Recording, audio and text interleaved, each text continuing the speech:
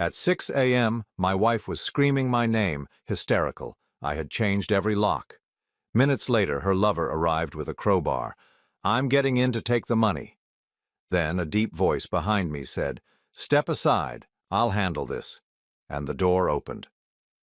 What they saw next left them shaking. I'm glad to have you here. Follow my story until the end and comment the city you're watching from so I can see how far my story has reached. The sound hit me like a sledgehammer at exactly 6 in the morning. Charlotte's voice, shrill and desperate, cutting through the January cold like a knife through silence. "Joseph! Joseph, open this damn door! I know you're in there!" I sat on the edge of my bed, still in my pajamas, my hands trembling as I gripped my coffee mug. The ceramic was warm against my palms, but it did nothing to stop the chill that had settled in my bones since December 23rd. That was the day I found the hotel receipts, the day I discovered that my wife of 28 years had been living a double life. The pounding on the front door grew more violent. I could hear her heels clicking frantically on the wooden porch as she paced back and forth. Through the bedroom window I caught glimpses of her platinum blonde hair catching the early morning light. Even in her desperation, Charlotte managed to look put together. She always did. That's what had attracted me to her all those years ago when I was 28 and stupid enough to believe that love could conquer anything. "I have rights, Joseph. This is my house too.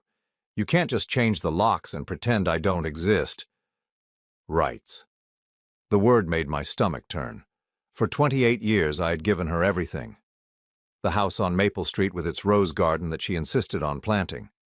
The monthly allowance of $3,500 that she spent on designer clothes and spa treatments, the freedom to redecorate every room twice while I worked 16-hour days building my consulting business from nothing. I walked to the living room window and peered through the curtains. Charlotte was standing directly in front of the door now, her red coat a stark contrast against the white winter morning. Her breath formed small clouds in the frigid air as she continued her assault on my eardrums. "I know you can hear me. Don't you dare ignore me like some common stranger." Common stranger. If only she knew how accurately that described what she had become to me. The woman I had shared a bed with for nearly 3 decades was indeed a stranger. The real Charlotte had finally revealed herself in those hotel receipts, in the credit card statements I had overlooked for months, in the lies that I had been too blind to see. My phone buzzed on the coffee table. A text message from her. "Stop being childish. We need to talk about our finances.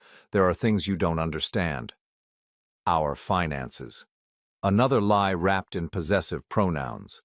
There was no "our" anymore. Not since I discovered that she had been systematically draining our joint account to fund her affair. $50,000. Gone. Just like that. Transferred to accounts I had never seen before, spent on weekends I was told were girls' trips to the spa. The banging intensified, and I could hear her voice breaking with frustration. "Fine, you want to play games? I'll show you games. Derek is coming and he's not as patient as I am." Derek. Even hearing his name made my chest tighten with a mixture of rage and humiliation. Derek Molina, 37 years old, personal trainer at the gym where Charlotte had been working on her health for the past 2 years. I had encouraged her to join. I had even paid the membership fees, proud that my wife was taking care of herself. What a fool I had been. Through the window, I watched as Charlotte pulled out her phone and made a call. Her voice dropped to a whisper, but the cold air carried fragments of her conversation. "Yes, it's me. He changed the locks. No, he won't listen. You need to come now and bring the thing we discussed." The thing we discussed. Ice formed in my veins as I processed the implication. What exactly had they discussed? How far were they willing to go to get what they wanted? I moved away from the window and walked to my home office. The room smelled like leather and old books, a sanctuary I had created over the years. My grandfather's desk sat in the corner, covered with financial documents I had been reviewing obsessively since discovering the truth. Bank statements, investment portfolios, business records, everything I had built, everything I had worked for, laid out like pieces of a puzzle I was desperately trying to solve. The phone rang, Charlotte's number. I let it go to voicemail, but she called again immediately, and again. On the fourth attempt, I answered. "What do you want, Charlotte?" "Oh, so you are alive?" Her voice was saccharine sweet, the tone she used when she wanted something. "Honey, this is ridiculous. Come on, open the door and let's talk like adults." Adults don't steal $75,000 from their spouse's business account. The silence that followed was deafening. For a moment, I thought she might actually confess, might show some semblance of the woman I had fallen in love with decades ago. Instead, she laughed. "Is that what this is about? Joseph, you're being paranoid. That money was for our future, for investments that you would never approve of because you're too conservative, too afraid to take risks." "Investments in hotel rooms with your boyfriend?" Another pause, shorter this time. "Don't be crude. It doesn't suit you." I hung up and immediately blocked her number. The silence that followed was almost worse than her screaming. I could picture her standing on the porch, staring at her phone in disbelief. Charlotte wasn't used to being dismissed. In our marriage, she had always been the one who controlled the narrative, who decided when conversations began and ended. 20 minutes passed before she started yelling again, but this time her tone had shifted. Gone was the false sweetness, the pretense of a loving wife trying to reconcile with her husband. What remained was raw, ugly truth. "You think you're so much better than me, don't you? Sitting in there like some self-righteous victim. But let me tell you something, Joseph Mitchell. You were never enough for me. Not enough excitement, not enough passion, not enough anything." Each word felt like a physical blow. I pressed my back against the office door, sliding down until I was sitting on the hardwood floor. The woman I had cherished, protected, and provided for was systematically destroying every cherished memory we had ever shared. "Derek gives me things you never could. He makes me feel alive. He makes me feel like a woman instead of some forgotten housewife married to a boring businessman." I closed my eyes and tried to block out her voice, but it penetrated every corner of the house. She was shouting now, no longer caring who heard her. "I deserve better than this. I deserve better than you. I've wasted the best years of my life taking care of a man who can't even satisfy his own wife." The cruelty was breathtaking. 28 years of marriage reduced to a litany of complaints and insults. I thought about our wedding day, how radiant she had looked in her white dress, how she had promised to love me in sickness and in health, for better or worse. Apparently, worse included discovering what kind of person she really was. A car door slammed outside, followed by heavy footsteps on the gravel driveway. Charlotte's voice immediately brightened. "Thank God you're here. He's lost his mind, Derek. He's locked me out of my own house." A man's voice responded, deeper and rougher than I expected. "Don't worry, baby. I'll handle this." I stood up slowly, my knees creaking in protest. At 56, I felt every year of my age, especially compared to Charlotte's young lover. Through the window, I could see him now, tall, muscular, wearing jeans and a leather jacket. Everything I wasn't.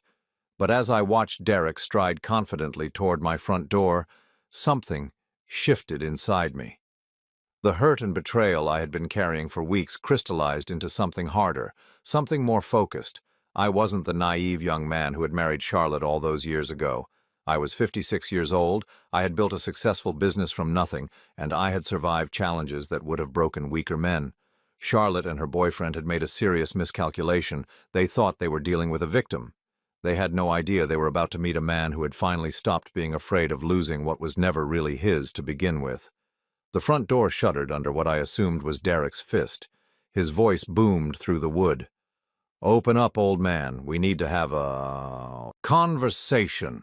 I walked calmly to the kitchen and poured myself another cup of coffee. Let them pound on the door. Let them scream and threaten and make fools of themselves. I had all the time in the world. After all, I was the only one with the keys. The sound of metal scraping against wood made my blood run cold. Through the kitchen window, I could see Derek walking back to his truck. a massive black pickup that looked like it belonged in a construction zone, not my quiet suburban neighborhood. When he returned, he was carrying something that made my stomach drop. A crowbar. "Joseph, this is your last chance." Charlotte's voice had taken on a hysterical edge. "Derek doesn't like to be kept waiting." I set my coffee cup down with deliberate calm and walked to the front hallway. The morning sunlight streaming through the stained glass panels cast colorful shadows on the hardwood floor, the same floor where Charlotte and I had danced on our 10th anniversary. The memory felt like it belonged to someone else's life. Derek's voice cut through the door like a blade. "Listen up, old man. I don't know what kind of game you think you're playing, but it ends now. Charlotte has every right to be in this house, and I'm here to make sure she gets what's coming to her." "What's coming to her?" The phrase made my jaw clench. I pressed my ear against the solid oak door, listening to their conversation on the other side. "How long do you think this will take?" Charlotte asked, and I could hear the nervousness creeping into her voice despite her earlier bravado. "Not long," Derek replied. "These old doors aren't built to keep out someone who really wants in. Besides, what's he gonna do, call the cops and tell them what? That his wife wants to come home?" They both laughed, and the sound was like nails on a chalkboard. These two people were standing on my property, plotting to break into my home, and they found it amusing. "Just be careful with the door," Charlotte said. "We don't want to damage anything unnecessarily. After all, I'll be living here again soon." Living here again soon. The audacity was staggering. Did she really believe that after everything she had done, after every lie and betrayal, she could simply force her way back into my life? The first strike of the crowbar against the doorframe sent vibrations through my entire body. The sound was violent, destructive, and it transformed something fundamental inside me. This wasn't just an attack on my property. It was an assault on everything I had built, everything I had worked for. "That's it, baby," Charlotte encouraged. "A few more hits and we'll be inside." "This door is stronger than I expected," Derek grunted between strikes. "Your husband might be a boring old fool, but he doesn't cheap out on home security." "Trust me," Charlotte replied with venom in her voice. "Joseph is cheap about everything that matters. You should see how little he spends on me. $3,500 a month. Like I'm supposed to live like some suburban housewife on that kind of allowance. $3,500 a month. For allowance. I almost laughed at the absurdity. That was more than most families made in total income, and she spoke about it like poverty wages.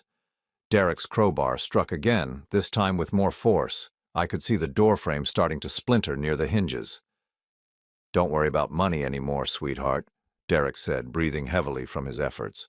"Once we get inside and you show me where he keeps his important papers, we'll have access to everything. The house, the business, all of it." "He's probably hidden everything," Charlotte replied, and I could hear her pacing on the porch. "Joseph's paranoid about finances. Always has been. But I know where he keeps his safe. I know where he keeps everything that matters. The safe." My blood turned to ice. Charlotte knew the location of my safe because she was my wife, because I had trusted her with my most important possessions. Insurance papers, business documents, my grandfather's war medals, my mother's jewelry, everything I valued was in that safe, everything that represented my family's legacy. "How much do you think he's really worth?" Derek asked, pausing in his assault on my door. Charlotte's laugh was cold and calculating. "More than he'll ever admit. The business alone brings in over $200,000 a year, and that's just what I know about. Plus, he inherited this house from his parents, so there's no mortgage. And the investments." She trailed off, but I could practically hear her mental calculations. "Investments? Joseph's grandfather left him a portfolio that he's been adding to for 30 years. Conservative stuff, but it's probably worth close to $500,000 by now. Maybe more." Derek whistled low. "No wonder you stayed married to him for so long." The casual cruelty of the comment hit me like a physical blow. Charlotte had stayed married to me for my money. All those years when I thought we were building a life together, she was simply enduring my presence while planning her exit strategy. "It wasn't easy," Charlotte continued, her voice growing more animated as she shared her secrets. Do you know how hard it is to pretend to love someone for 28 years? To smile and nod when he talks about his boring business deals, to act grateful when he brings me flowers or plans those stupid romantic dinners? Stupid romantic dinners. I thought about all the anniversaries I had carefully planned, all the surprise weekend getaways, all the small gestures I had made to show her I loved her. In her mind, they had been nothing but burdens to endure. But it was worth it, she continued. Now we can take everything and start fresh. You and me, Derek. We can travel, live somewhere exciting, do all the things I've been dreaming about while I was stuck in this suburban prison. The crowbar struck again, and I heard wood splintering. Derek was making progress, and I estimated he would breach the door within 10 more minutes. I needed to make a decision. I could call the police, but Charlotte was technically still my wife, with legal rights to the property. I could try to reason with them, but they had already made it clear that reason wasn't part of their strategy. "Tell me about the safe," Derek said, breathing hard from his exertion. "It's behind the painting in his office, the one of the lighthouse. It's a stupid sentimental picture from our honeymoon, but he's always been attached to meaningless things like that." Meaningless things. The painting she was referring to showed the lighthouse where we had spent our first night as husband and wife. I had commissioned it as a gift for our 5th anniversary, and Charlotte had smiled when I hung it in my office. Another performance, another lie in a marriage built on deception. "What's the combination?" Charlotte's laugh was triumphant. "His mother's birthday. Joseph's not creative about these things. It's 07/09/1934. I closed my eyes, feeling sick. She was right, the combination was my mother's birthday. I had chosen it because my mother had always liked Charlotte, had welcomed her into our family with open arms. Even on her deathbed, my mother had made me promise to take care of Charlotte, to love her no matter what challenges we might face. If my mother could see this moment, could hear her beloved daughter-in-law betraying every confidence, violating every trust, it would have broken her heart all over again. The crowbar strikes became more rhythmic, more determined. Derek had found his rhythm and the door was beginning to give way. "Once we're inside," Derek said, "I want you to gather up anything valuable that we can carry easily. Jewelry, cash, important documents. We'll come back later with a truck for the bigger stuff." "What about Joseph?" Charlotte asked, and for a moment I wondered if she might show some concern for my welfare. "What about him? He's just one old man. If he tries to cause trouble, I'll handle it." Handle it. The threat was unmistakable. Derek wasn't just planning to rob me. He was prepared to use violence if I resisted.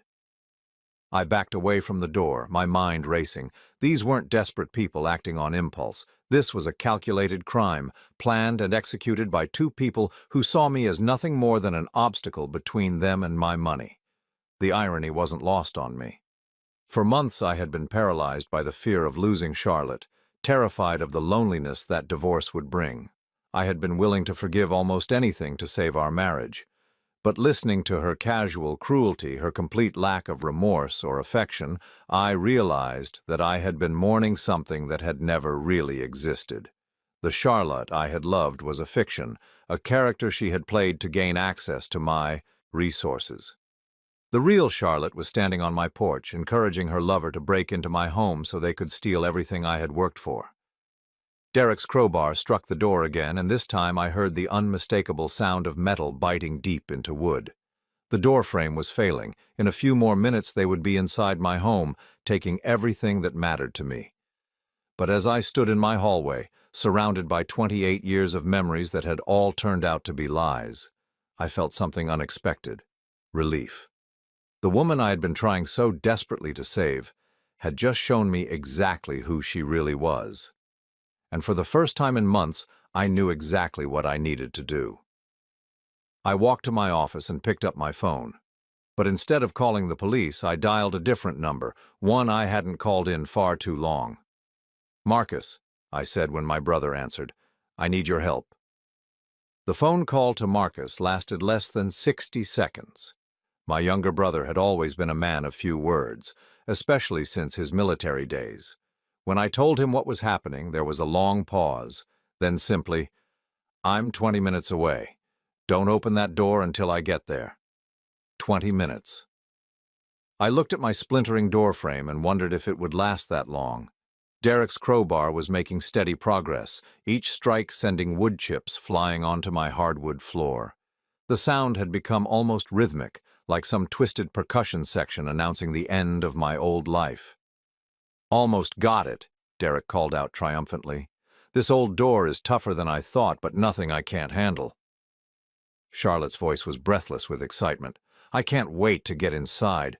Joseph's probably hiding in there like a scared little mouse. He was always such a coward when confronted with real conflict." A coward. After 28 years of marriage, that's how she saw me.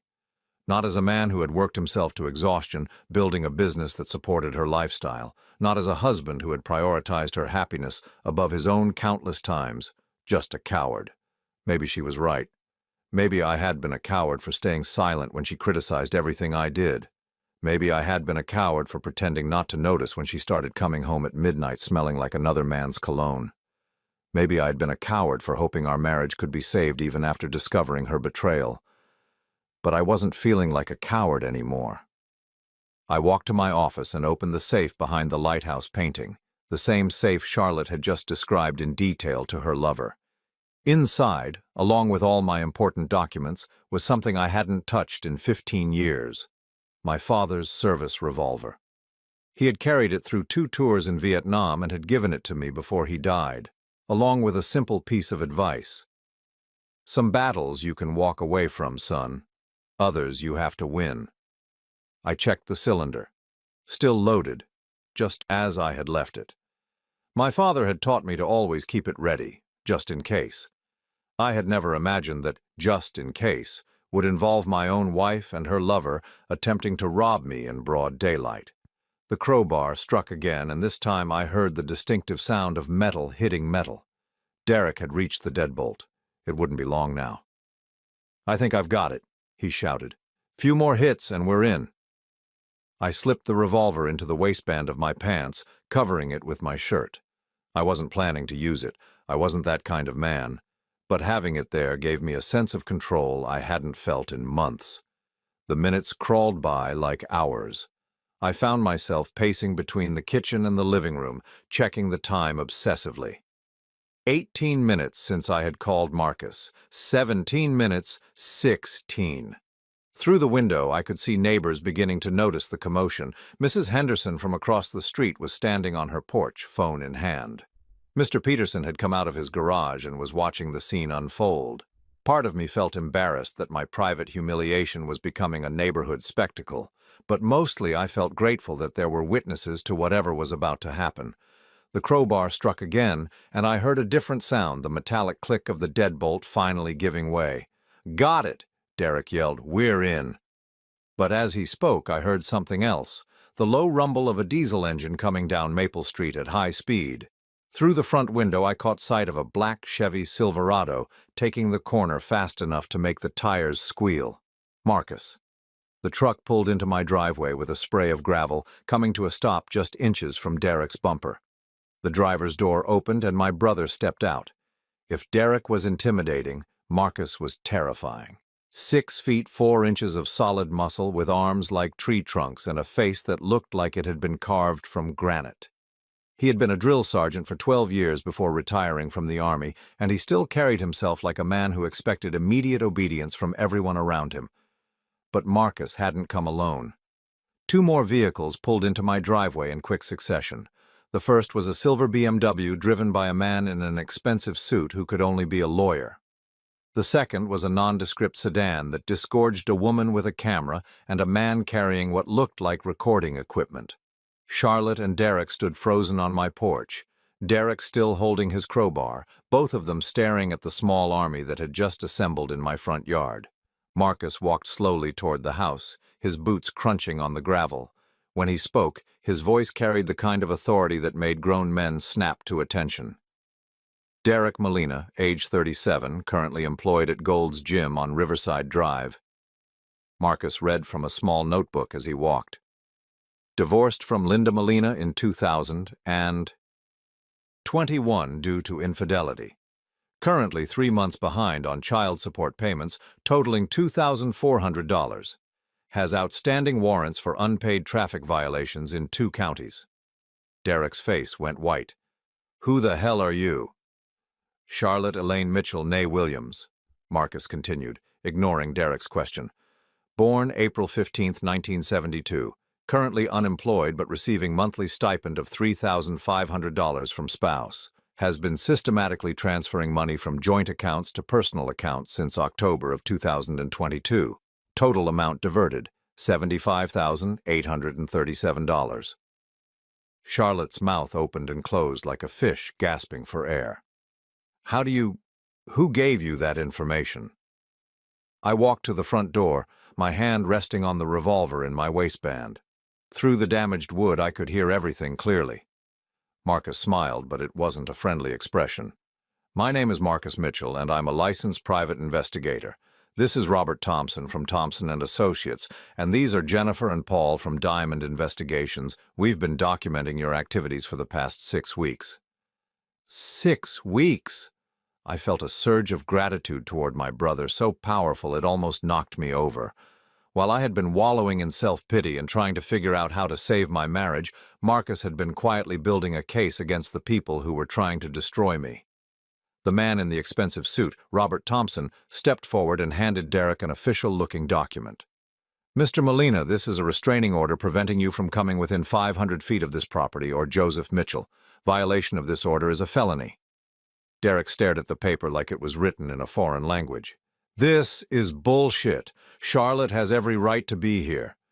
Actually, Thompson replied smoothly, she doesn't. Mrs. Mitchell was served with divorce papers yesterday morning at her sister's house, where she has been living since January 15th. As of noon yesterday, she has no legal claim to this property. Yesterday morning. While I had been sitting in my house feeling sorry for myself, my legal team had been taking action. I hadn't even known I had a legal team. Charlotte found her voice, though it was higher and shriller than usual. Joseph, come out here and tell them this is all a mistake. I took a deep breath and opened what was left of my front door. The cool January air hit my face like a slap, but it felt refreshing after being trapped inside for so long. Derek raised his crowbar when he saw me, but Marcus was beside him in 2 quick strides. Without any visible effort, he twisted the tool out of Derek's hands and tossed it aside. It clattered on the concrete like scrap metal. Assault with a deadly weapon, Marcus noted calmly. Jennifer, did you get that on camera? The woman with the camera nodded. Every second of it. I looked at Charlotte, really looked at her for the first time in months. She was still beautiful, 52 years old but looking closer to 40 thanks to all those spa treatments I had paid for. But there was something in her eyes I had never seen before. Genuine fear. Joseph, she said, her voice suddenly small and pleading, honey, we can work this out. We don't need lawyers and investigators. This is between us. No, Charlotte, I replied, surprised by how steady my own voice sounded. This stopped being between us the moment you decided to steal my money and break into my house. Thompson stepped forward with another set of documents. Mrs. Mitchell, you're being served with a civil suit for theft, fraud, and intentional infliction of emotional distress. The state of Texas takes a very dim view of spouses who systematically loot joint assets while planning to abandon their marriage.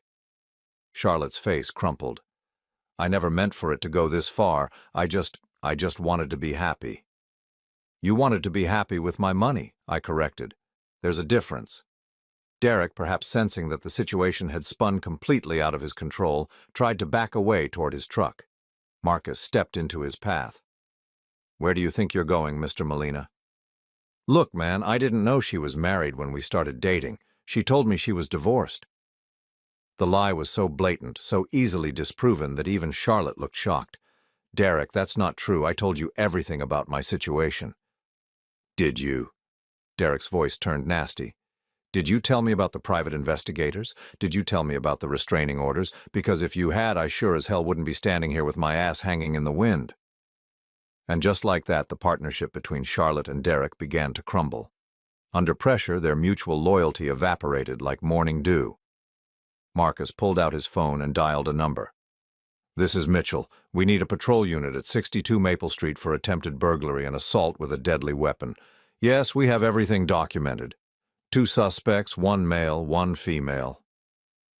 As I listened to my brother coordinate with the police, I felt something I hadn't experienced in years, the sensation of being protected. For so long I had been the protector of Charlotte, of our marriage, of the illusion that everything was fine. But now, for the first time in decades, someone was protecting me.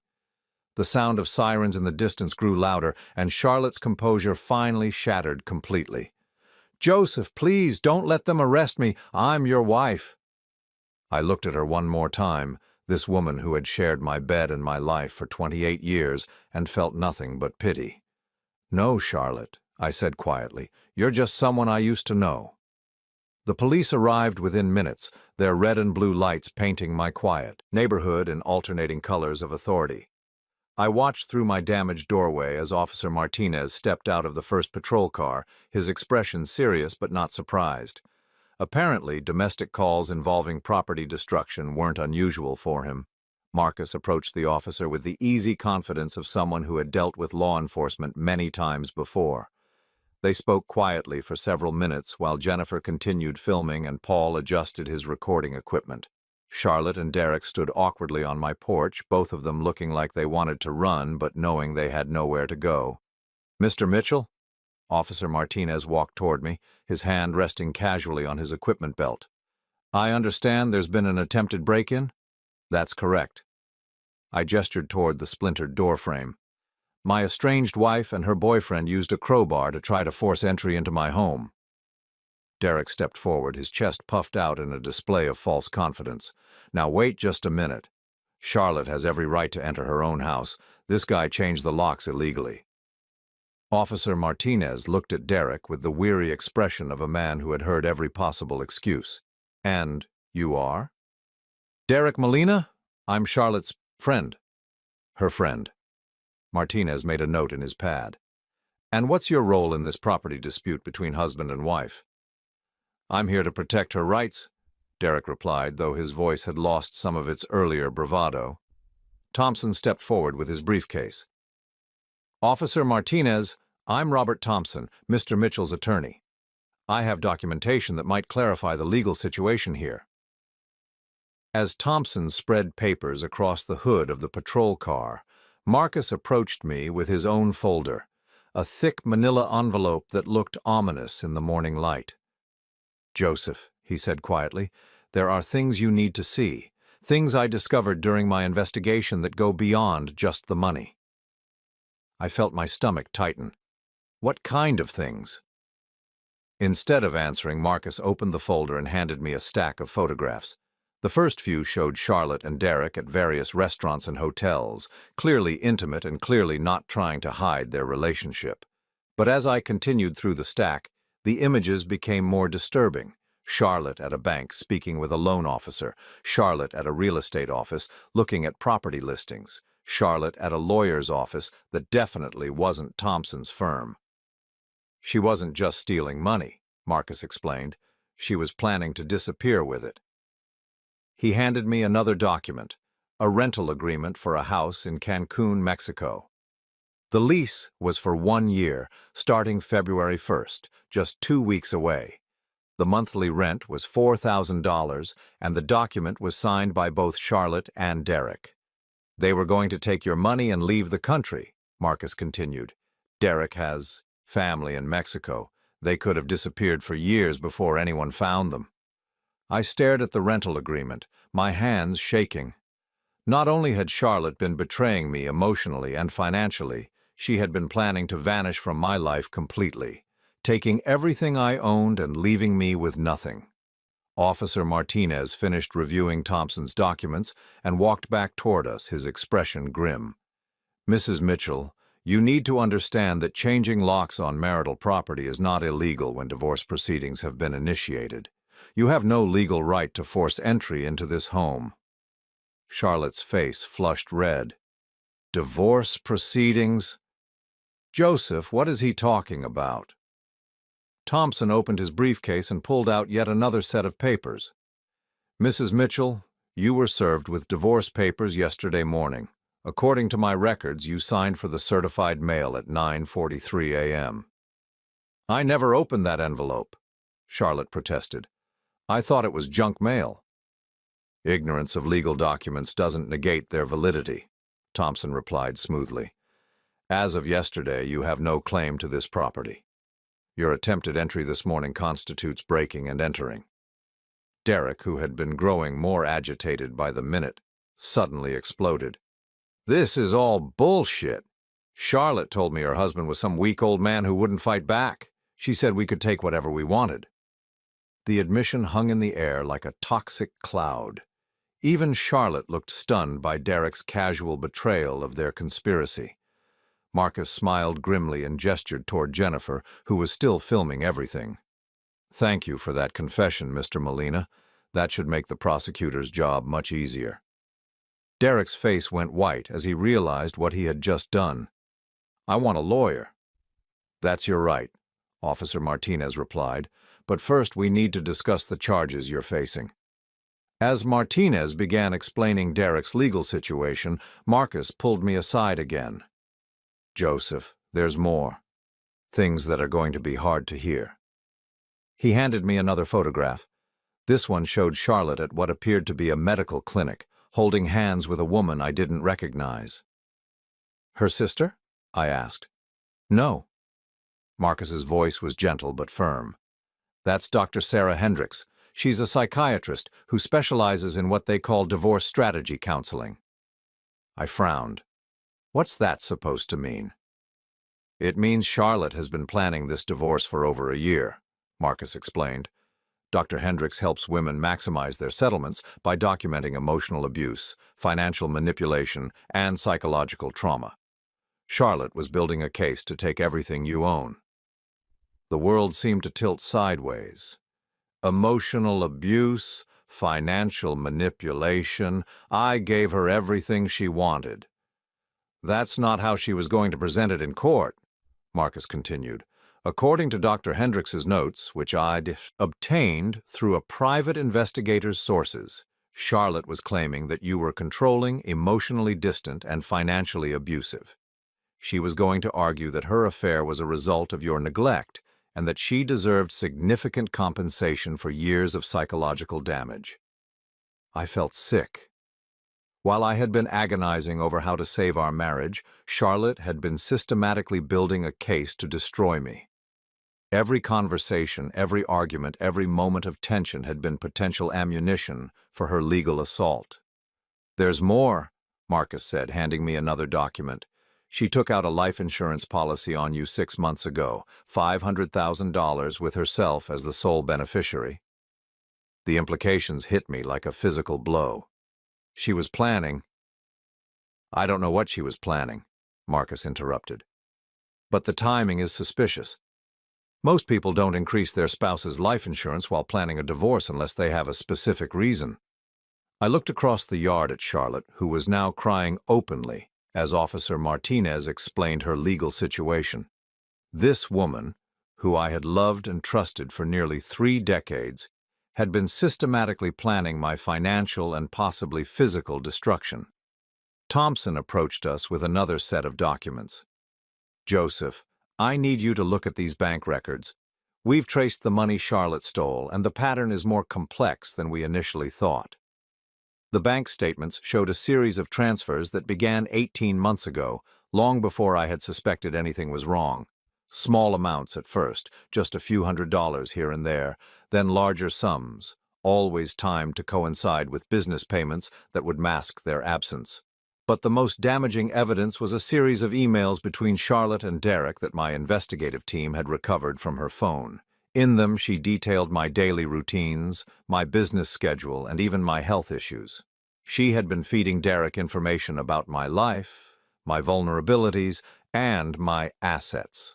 One email, dated just 3 weeks ago, made my blood run cold. Joseph's been having chest pains again but won't see a doctor. His pride won't let him admit he's getting old.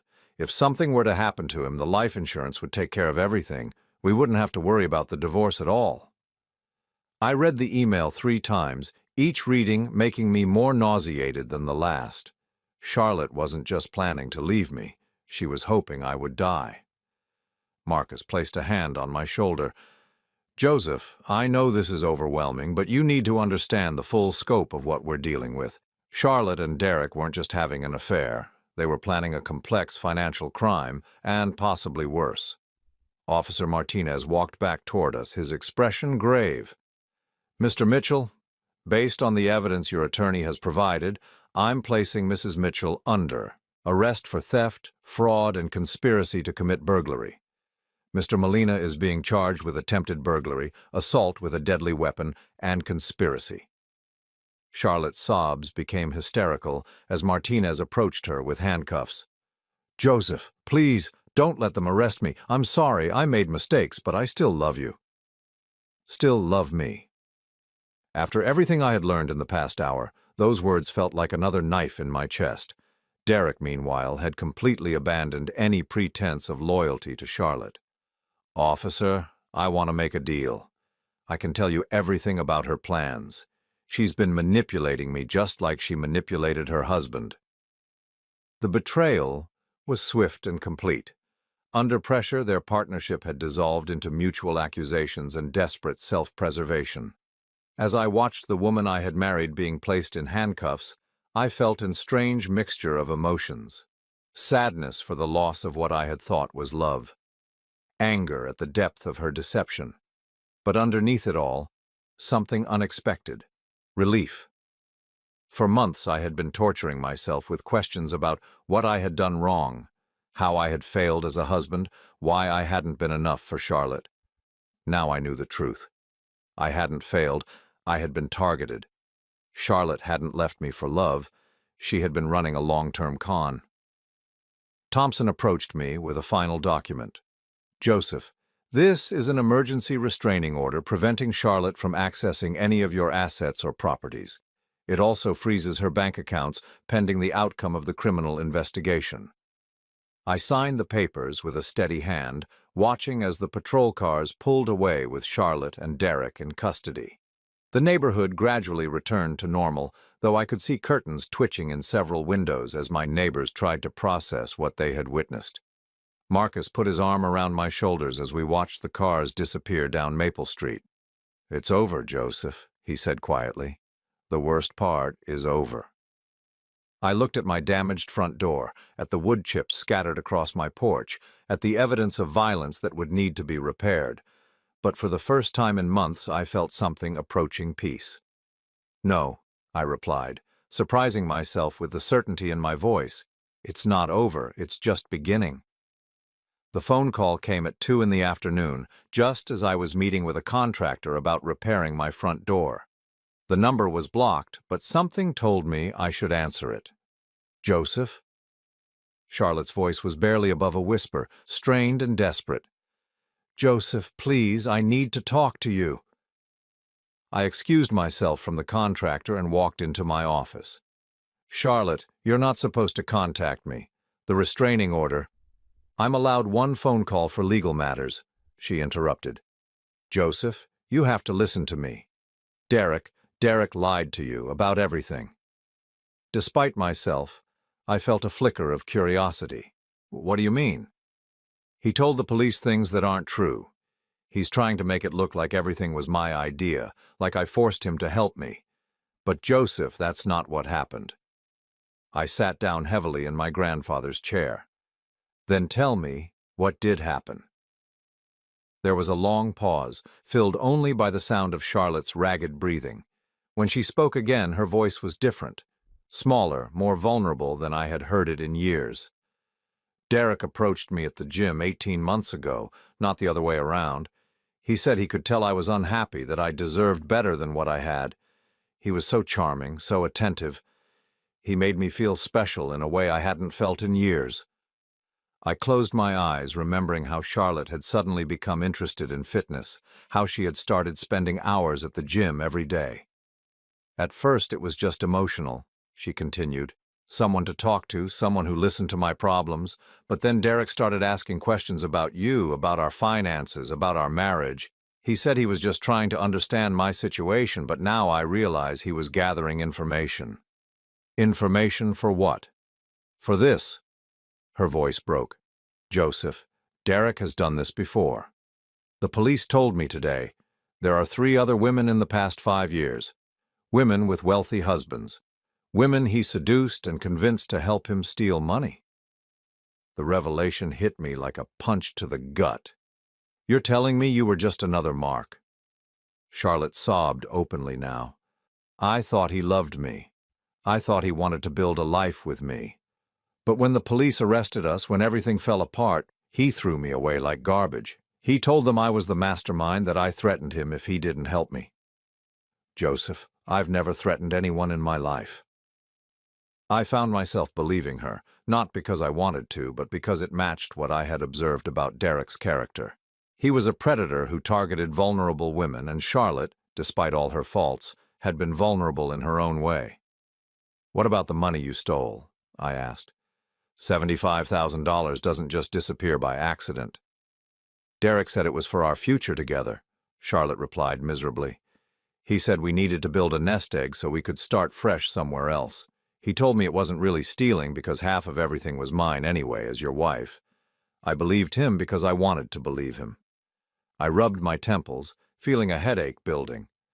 And the house in Mexico? The life insurance policy? The house was Derek's idea. He said Mexico was beautiful, that we could live like royalty there on American money. As for the insurance, she trailed off. As for the insurance, Derek said it was just smart financial planning. He said most couples our age had larger policies than we did. I never thought about what it meant until today when my lawyer explained what the police think we were planning. The implications were clear. Derek hadn't just been planning to steal my money, he had been planning to collect on my life insurance policy. Charlotte may have been his accomplice, but she had also been his unwitting tool. Charlotte, I said carefully, did Derek ever suggest ways that something might happen to me? Any accidents or health scares? The silence stretched so long I thought she had hung up. Finally she whispered, "He used to joke about your chest pains. He said stress was a killer for men your age, that I should stop nagging you about things because the pressure might give you a heart attack. He said it like he was being protective. But now we both understood what Derek had really been suggesting. Joseph, I know I've made terrible mistakes. I know I've hurt you in ways that can never be forgiven. But I need you to know that I never wanted you to be hurt physically. Whatever Derek was planning, I was too blind to see it." I believed her, though it didn't change anything between us. Charlotte had been foolish, selfish, and cruel, but she hadn't been a would-be murderer. Derek, on the other hand, was something much more dangerous. "What do you want from me, Charlotte?" "I want to make this right," she said urgently. "I want to testify against Derek to tell the police everything I know about his operation, but my lawyer says I'll need cooperation from you to make a deal with the prosecutor."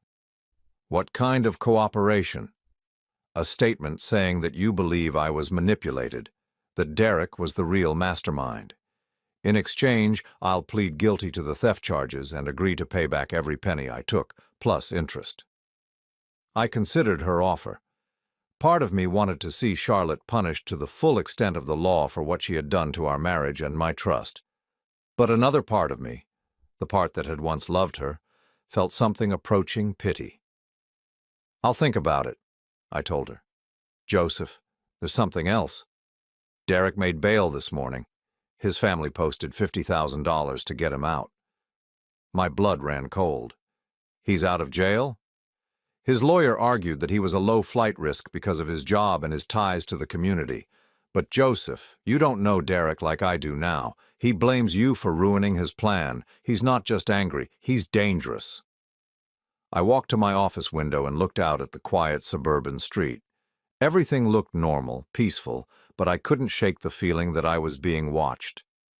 "Have you told the police about this?"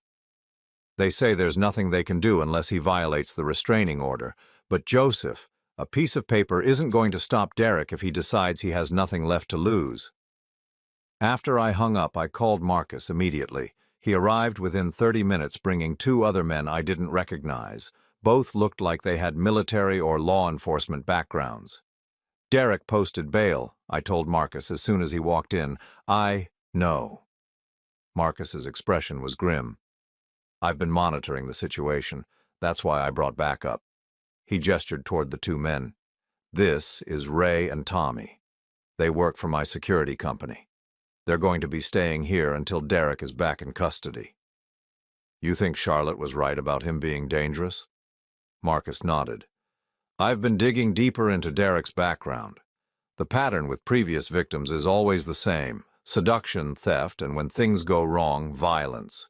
2 of his previous marks ended up in the hospital with suspicious accidents. Accidents? Car brake failure, a fall down a flight of stairs, nothing that could be definitively proved, but the pattern is there. I felt a chill that had nothing to do with the January weather. So what do we do? We wait, Marcus replied, and we stay alert. Derek thinks he's smart, but he's also desperate now. Desperate men make mistakes. The call came at 11 that night. I was in my living room trying to read, but mostly just listening to every sound the old house made when my phone buzzed. The number was Derek's.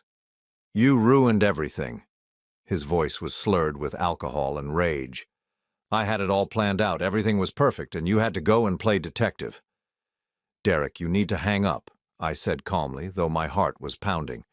You're violating the restraining order. Fuck the restraining order, he screamed. You think some piece of paper is going to protect you? You think your brother and his soldier boys are going to be there every minute of every day? I could hear him breathing heavily, could almost picture him pacing and working himself into a fury. I could have been set for life, he continued. Charlotte was the perfect mark.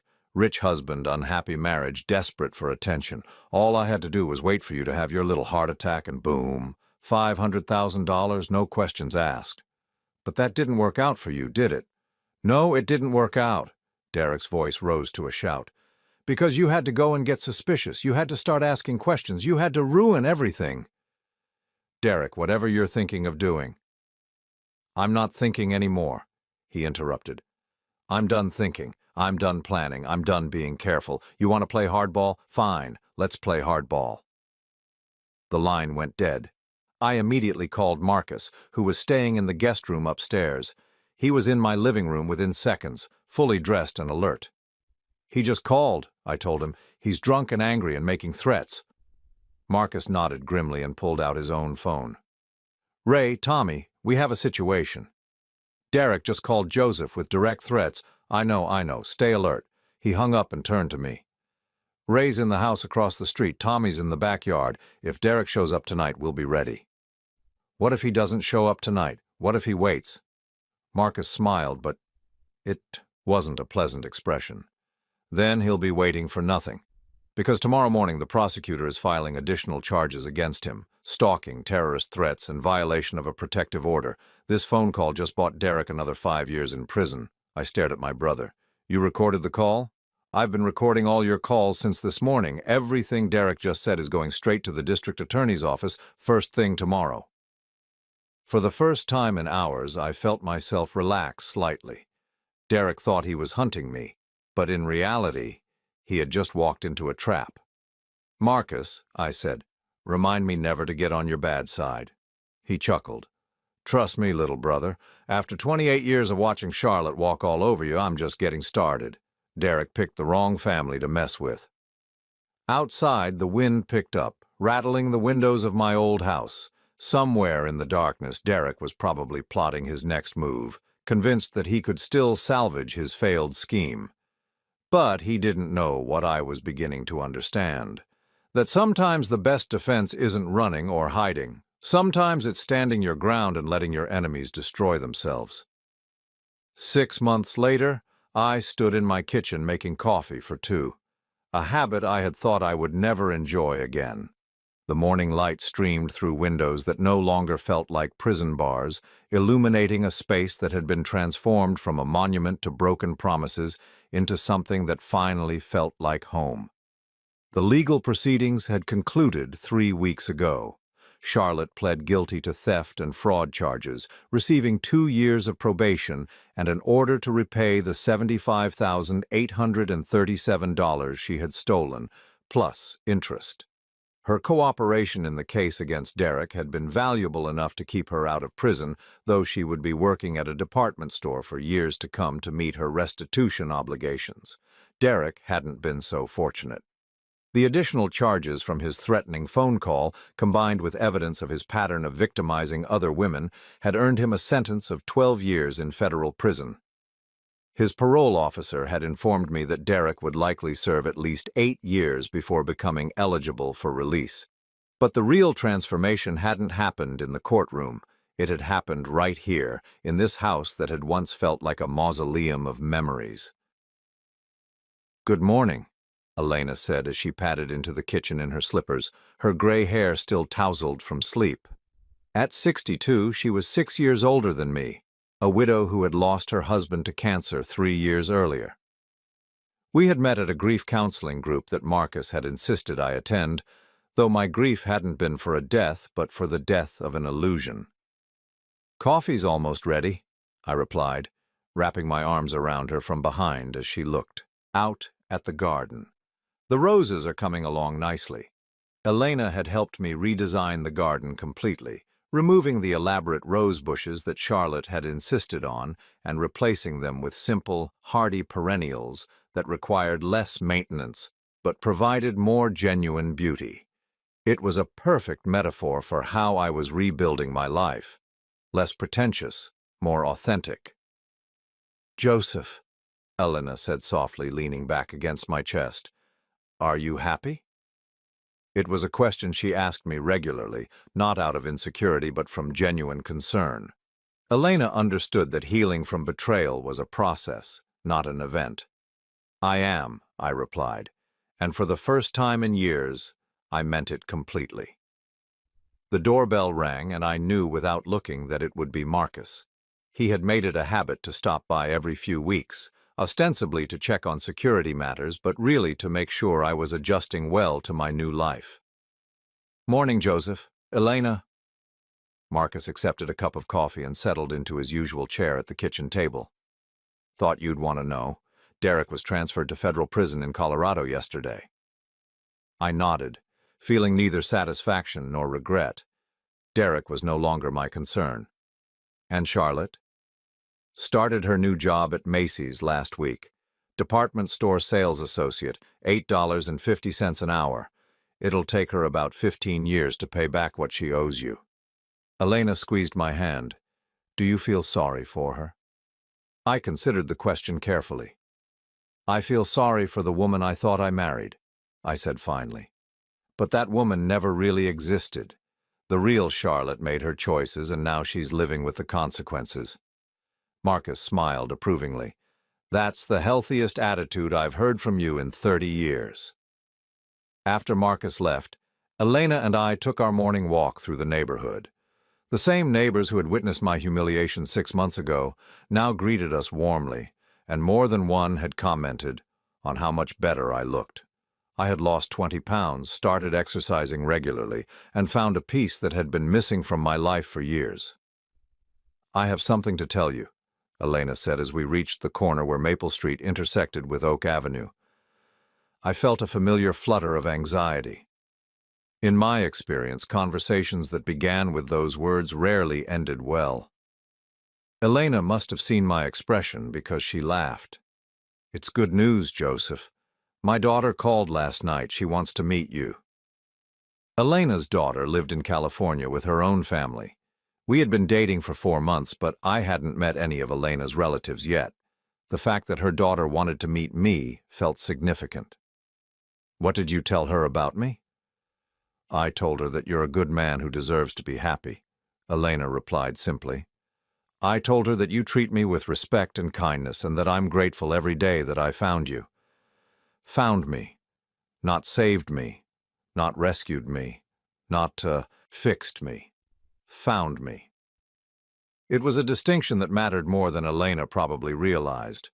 That afternoon, I did something I hadn't done in months. I drove past my old office building. The consulting business I had built over 25 years was now in capable hands. Marcus had helped me find a management team to run the day-to-day operations while I served as a silent partner, collecting dividends but no longer tied to the 16-hour workdays that had consumed my life during my marriage. My phone rang as I sat in the parking lot, looking up at the building where I had spent so many years. The number was unlisted, but something prompted me to answer. "Joseph, it's Charlotte." I should have hung up immediately. The restraining order was still in effect and she wasn't supposed to contact me, but something in her voice, a quality I couldn't identify, made me stay on the line. "What do you want, Charlotte?" "I wanted to apologize," she said quietly. "I know it doesn't change anything, and I know you probably don't want to hear from me, but I needed to say it." I waited, saying nothing. "I was watching you and Elena at the grocery store last week," she continued. "You looked happy, really happy, and I realized that I never made you look like that, not once in 28 years. The admission was so honest, so devoid of self-pity or manipulation, that it caught me off guard. "Charlotte, you're violating the restraining order by calling me." "I know, this is the last time. I just wanted you to know that I understand now what Derek was doing to me, and I understand what I was doing to you. I was never a good wife to you, Joseph. You deserved better." She hung up before I could respond. I sat in my car for a long time, processing the conversation. For months I had fantasized about Charlotte calling to apologize, to admit her mistakes, to beg for forgiveness. Now that it had actually happened, I felt nothing but a kind of distant sadness, not for what we had lost, but for what we had never really had to begin with. That evening, Elena and I cooked dinner together, something Charlotte had never enjoyed doing. We talked about Elena's plans to visit her daughter, about a trip we were considering to Italy, about small, everyday things that somehow felt profound in their simplicity. "I got divorce papers in the mail today," I told her as we cleaned up after dinner. Elena nodded. "How do you feel about it?" "Free," I replied without hesitation. Later that night, as Elena slept beside me in what had once been the bed I shared with Charlotte, I found myself thinking about the journey that had brought me to this moment. 6 months ago, I had been a broken man, devastated by betrayal and convinced that my life was over. I had been ready to forgive almost anything to avoid being alone. But solitude, I had learned, was not the same thing as loneliness. In the months between Charlotte's arrest and meeting Elena, I had rediscovered parts of myself that had been buried for years. I had remembered what it felt like to make decisions based on my own preferences rather than someone else's demands. I had learned the difference between being needed and being used. Most importantly, I had learned that love, real love, wasn't about desperation or dependency. It was about two whole people choosing to build something together, not one person completing the other. My phone buzzed with a text message from Marcus. "Saw the news about your divorce being finalized. Congratulations, brother. Mom and Dad would be proud of who you've become." I smiled and turned off the phone.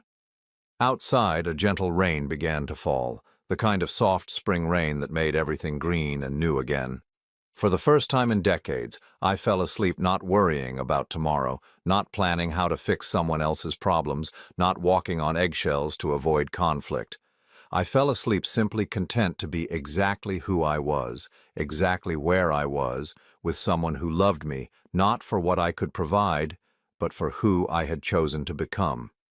The old Joseph, the one who had been willing to sacrifice his dignity for the illusion of love, was gone. The man who had emerged from that betrayal was stronger, wiser, and finally genuinely happy. 6 months later, Elena and I were married in a small ceremony in my backyard, surrounded by the perennial garden we had planted together. Marcus walked Elena down the aisle, and her daughter served as matron of honor. It was simple, honest, and perfect. As we exchanged vows under the same oak tree where Charlotte had once planned elaborate parties that were really performances, I felt a profound sense of completion. Not because I had found someone to complete me, but because I had finally learned to complete myself. The house on Maple Street still stood, but it was no longer a museum of broken dreams. It was a home where two people who had survived their own storms had chosen to weather whatever came next together. And for the first time in my 56 years, that was more than enough. It was everything.